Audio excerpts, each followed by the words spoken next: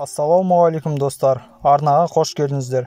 Бүгін сіздер 14:10 көлемді үйдің сызбасымен танысатын боласыздар. Видеоны бастамас бұрын арнаға тіркеліп, лайк басып, комментария жаза отырыңыздар. Ал ендеше бастайық. Бірінші бізде кіреберіс. Кіреберістің көлемі 4,82. Келесі бізде жуынатын бөлме. Оның көлемі 3,82-40.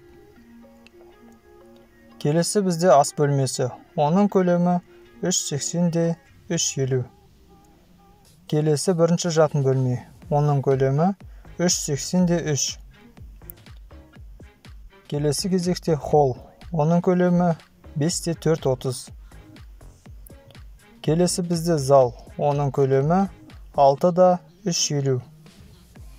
Және бізде соңғы жатын бөлме. Оның көлемі 3,50-3. Құрметті достар, қазақ тілді арнаның дамуына үлес қосып, арнаға тіркеліп, лайк басып, комментария жаза отырыңыздар.